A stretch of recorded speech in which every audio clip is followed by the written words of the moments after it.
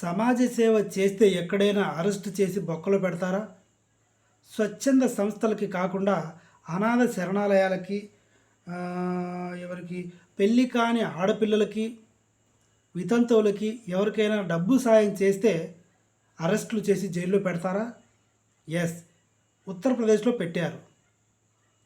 అనాథ పిల్లలకి ఫండింగ్ ఇస్తున్నందుకు, వృద్ధాశ్రమాలకి డబ్బు సాయం చేస్తున్నందుకు, పెళ్ళి కాని మహిళలకి, పేద మహిళలు ఎవరైనా ఉంటే వాళ్ళకి డబ్బు సాయం చేస్తున్నందుకు అరెస్ట్ చేసి జైల్లో పెట్టారు. ఎందుకు అరెస్ట్ చేశారంటే ఆడు చేస్తున్న డబ్బు దొంగతనం చేసి వీళ్ళందరికీ సేవ చేస్తున్నాడు.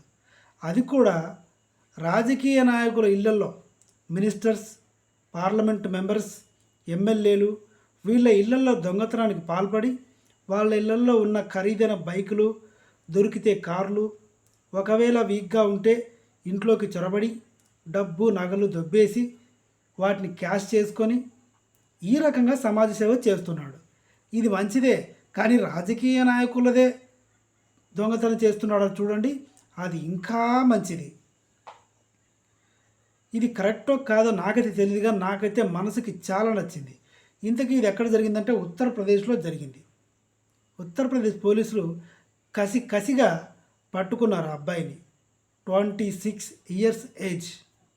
రాజకీయ నాయకుల మీద నమ్మకం లేక, ప్రభుత్వం మీద నమ్మకం లేక, ప్రజల సొమ్ము ఇష్టానుసారంగా రాజకీయ నాయకులు మాత్రమే, అంటే ఎమ్మెల్యేలు, మినిస్టర్లు మాత్రమే తింటారు, వీళ్ళు ప్రజాసేవ చేయరు అని ఒక కాన్ఫిడెంట్గా నమ్మి వాళ్ళ ఇళ్లలోనే దొంగతనం చేసి ఆ డబ్బుని ప్రజలకు పంచిపెడుతున్నాడు. అది కూడా పేదవాళ్ళకి, పెళ్ళి కాని వాళ్ళకి పంచిపెట్టాడు.